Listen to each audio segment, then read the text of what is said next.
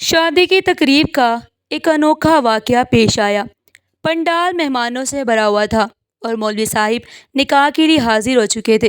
مولوی صاحب نے لڑکی کے والد سے نکاح کی اجازت لی اور نکاح پڑھانا شروع کیا، لیکن اس سے پہلے ہی لڑکی کے والد نے دولہے کو آزادی دی اور اسے ایک طرف لے جا کر کان میں سرگوشی کی۔ دولہا حیرت سے اپنے ہونے والے سسر کا چہرہ دیکھتا رہ گیا۔ ناظرین، آج ہم آپ کے سامنے جو کہانی پیش کرنے جا رہے ہیں، یہ ایک سچا واقعہ ہے۔ یہ کہانی ہمارے لیے ایک مشعل راہ ہے اور ہماری سوچ کو بدلنے کی صلاحیت رکھتی ہے۔ اس واقعے کو پڑھنے یا سننے کے بعد شاید کچھ لوگ اپنی سوچ ٹھیک کر لیں اور کچھ لوگ اپنی زندگی کے رویے بدلنے کا ارادہ کر لیں۔ اگر ایک شخص بھی اس پر عمل کرے تو ہمارا مقصد پورا ہو جائے گا۔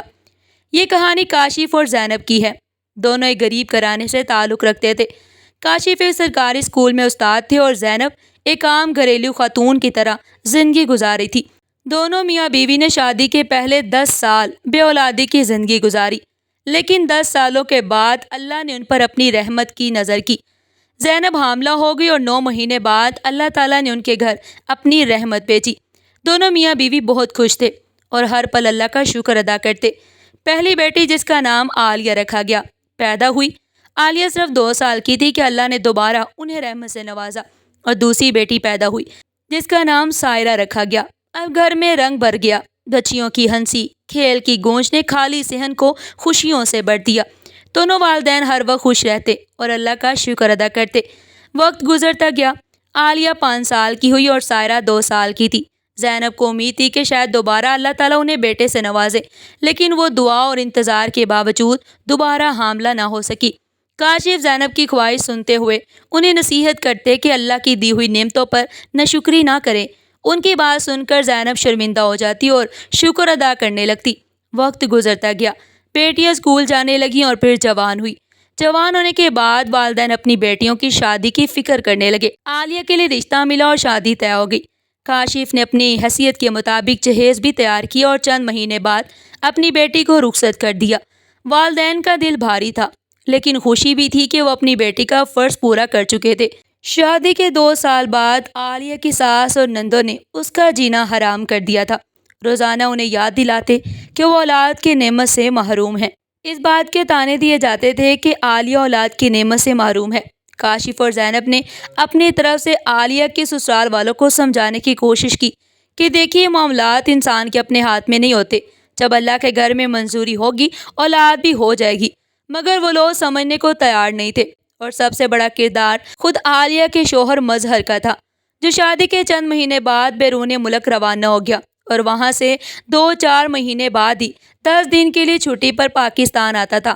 2 سال بعد یہ انکشاف ہوا کہ مظہر نے بیرون ملک شادی کر رکھی ہے اور اس کا ایک بیٹا بھی ہے۔ اس حقیقت کے سامنے آنے پر سارا گھر افسردہ ہو گیا۔ عالیہ اور اس کے والدین بھی دنگ رہ گئے۔ اسی وقت کاشف نے فیصلہ کیا کہ وہ اپنی بیٹی کو ایسے پریشان حالات میں سسرال میں اکیلا نہیں چھوڑیں گے۔ ایسے گھر میں بیٹی کو رہنے ہی نہیں دیں گے جہاں اس کی عزت نہ ہو۔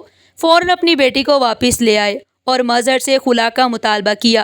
مظہر نے بنا کسی احتجاج کے فوراً عالیہ کو طلاق دے دی اور یوں 2 سال بعد عالیہ دوبارہ اپنے والدین کے پاس واپس آ گئی۔ اس دوران کاشف کی چھوٹی بیٹی سائرہ بھی اپنی تعلیم مکمل کر چکی تھی اور شادی کی تیاریاں ہو رہی تھی کیونکہ اس کی منگنی بھی ہو چکی تھی۔ عالیہ کے گھر واپس آنے کے بعد دونوں والدین کے دل لرز رہے تھے۔ وہ بیٹیوں کے نصیب سے ڈرنے لگے۔ نماز کے بعد طویل دعا کی گئی اور اللہ کے حضور گڑ گڑا کر اپنی بیٹیوں کے اچھے نصیب کی دعا کیا کرتے تھے۔ دیکھتے ہی دیکھتے سائرہ کی شادی کا دن بھی آن پہنچا۔ سائرہ کی بارات آ چکی تھی۔ پنڈال مہمانوں سے بھرا ہوا تھا۔ مولوی صاحب بھی پہنچ چکے تھے۔ مہمانوں کو مشروبات پیش کیے جا چکے تھے۔ کچھ ہی دیر بعد نکاح شروع ہونے والا تھا کہ کچھ قریبی عزیز و اقارب نے کاشف کو اپنے پاس بلایا اور مشورہ دیا کہ دیکھو کاشف بھائی، تمہاری ایک بیٹی تو پہلے طلاق لے چکی ہے، اس لیے اب سائرہ کے نکاح پر آنکھیں کھول کر رکھو اور حق مہر زیادہ رکھو تاکہ شوہر اور بیوی کسی بھی قدم سے پہلے 100 بار سوچے اور بیٹی کا مستقبل محفوظ رہے۔ کاشف نے حیرانی سے اپنے رشتہ داروں کی طرف دیکھا۔ خواتین نے بھی زینب کو یہی مشورہ دیا کہ مہر زیادہ رکھوانا بیٹی کا مستقبل محفوظ کرے گا۔ دونوں والدین اپنے خاندان اور معاشرے کی سوچ پر حیران تھے۔ نکاح کا وقت قریب آیا۔ مولوی صاحب نے نکاح کے کلمات دہرانے سے پہلے پوچھا کہ حق مہر کیا رکھوانا ہے۔ کاشف نے اپنے ہونے والے داماد کی جانب دیکھا اور سوچا کیوں نہ دماد سے ہی مشورہ کر لوں۔ انہوں نے اپنے دماد کو اشارے سے بلایا اور پوچھا، بیٹا تم ہی بتا دو تو کتنا مہر رکھیں جو تم آسانی سے ادا کر سکو۔ دماد نے حیرانی سے اپنے سسر کا چہرہ دیکھا اور کہا، میرے پاس فی الحال 2 لاکھ روپے ہیں، لیکن اگر آپ زیادہ لکھوانا چاہتے ہیں تو زیادہ لکھوا لیجئے گا، میں ارینج کر لوں گا۔ کاشف نے دماد کے کندھے پر تبکی دی اور زیور کے بارے میں پوچھا۔ دماد نے مدھم آواز میں کہا، فی الحال میرے پاس 3 تولے زیور ہیں، شادی کے اخراجات میں کافی رقم خرچ ہوگی، لیکن اگر زیادہ رکھوانا چاہیں تو بعد میں بنوا لوں گا، کہیں سے قرض وغیرہ لے لوں گا۔ کاشف نے اپنے دماد کی بات سن کر سائرہ کو بلایا اور ساتھ لے کر واپس اسٹیج پر گئے۔ جب مولوی صاحب نے حق مہر کے بارے میں پوچھا، کاشف نے کہا، اور دماد اپنے سسر کے چہرے کی طرف دیکھنے لگا کہ یہ تو اس سے بھی کم تھا جو اس کے پاس موجود تھا، لیکن کاشف نے زیادہ لکھوانے کی بجائے کم حق مہر لکھوایا۔ سارہ کا نکاح بخوبی انجام پا گیا اور کچھ دیر بعد ماں باپ کی دعاؤں کے سائے تلے رخصت ہو کر سسرال چلی گئی۔ بعد میں عزیز و کارب اور خود زینب نے بھی حیران ہو کر کاشف سے پوچھا کہ کئی لوگوں کے کہنے کے باوجود زیادہ کیوں نہیں رکھوایا؟ کاشف نے مدھم سی مسکراہٹ کے ساتھ کہا کہ بیٹی کا نصیب اللہ کے ہاتھ میں ہے، مہر زیادہ یا کم سے نہیں بنتا۔ اگر نصیب کے بعد کوئی چیز کام آتی ہے تو وہ عقل اور سمجھ ہے، باقی مادی چیزیں حیثیت نہیں رکھتی۔ وقت کے ساتھ ثابت ہوا کہ کاشف کا فیصلہ بالکل ٹھیک تھا۔ اس کا دماد اس کے گھر والوں نے سائرہ کے ساتھ بہت محبت سے پیش آئے۔ وقت کے ساتھ ثابت ہوا کہ کاشف کا فیصلہ بالکل درست تھا۔ اس کا دماد سائرہ سے بہت محبت کرتا، اس کا بہت خیال رکھتا، یہاں تک کہ اس کے دماد کے گھر والے بھی اس کا بہت خیال رکھتے۔ سائرہ اکثر اپنی ماں سے کہتی، ماں میں نے صرف گھر بدلا ہے، ماں باپ کا پیار تو مجھے محسوس ہی نہیں ہوگا۔ سائرہ کا شوہر اپنی ساس سسر کی خدمت کرتا، ان کی عزت کرتا اور انہیں بھی اماں ابا کہنا شروع کر دیا۔ اگر کوئی کام ہوتا یا مشکل ہوتی تو ان کا دماد اسی لمحے دیر کیے بغیر ان کی مدد کر دیتا۔ سائرہ کی شادی کے 1-1.5 سال کے اندر سائرہ کے شوہر مبشر نے اپنے کزن تنویر کا رشتہ عالیہ کے ساتھ طے کروا دیا۔ شادی کے کچھ عرصہ کے بعد مبشر سسرال آتے تو نوٹ کرتے کہ ساس اور سسر پہلی بیٹی کے لیے بہت پریشان ہے، اس کی فکر کرتے ہیں۔ وہ خود سے یہ بھاگ دوڑ کرنے لگے اور کچھ عرصہ بعد تنویر کا رشتہ طے ہو گیا۔ عالیہ بھی اپنے شوہر تنویر کے ساتھ سسرال میں خوش و خرم زندگی گزاری تھی۔ 5 سال کے بعد جب عالیہ اور سائرہ بچوں کی ماں بن چکی تھی اور کاشف ریٹائرمنٹ کی زندگی گزارے تھے، زینب بھی بڑھاپے کے سبب زیادہ چلنے پھرنے سے قاصر تھی۔ مبشر زیادہ تر سائرہ کو والدین کے پاس رہنے دیتا، ہفتہ بھر زینب اور اس کے باپ کے ساتھ گزارتا اور ایک دن کے لیے سسرال آ جاتا۔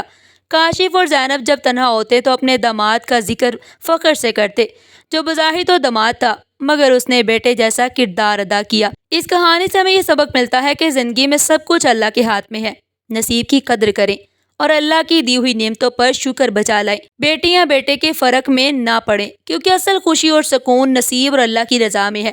والدین کی دعائیں، صبر اور درست رہنمائی بچوں کے نصیب بدل سکتی ہے اور خاندان میں محبت اور عزت قائم رکھ سکتی ہے۔ اگر آپ کو یہ کہانی پسند آئی ہو تو سبسکرائب کریں، لائک کریں اور دوستوں کے ساتھ شیئر کریں تاکہ یہ سبق اور خوشیاں بھری کہانی زیادہ سے زیادہ لوگوں تک پہنچے۔ ہمارے چینل پر پوڈ کاسٹ سیریز بھی موجود ہے جہاں آپ دلچسپ اور سبق آموز کہانیاں دیکھ سکتے ہیں۔ ہر ویڈیو میں آپ کو زندگی کے اہم اسباق ملیں گے، تو ضرور چیک کریں اور جلدی سے سبسکرائب کریں۔ پھر ملتے ہیں ایک نئی ویڈیو کے ساتھ، تب تک کے لیے اللہ حافظ۔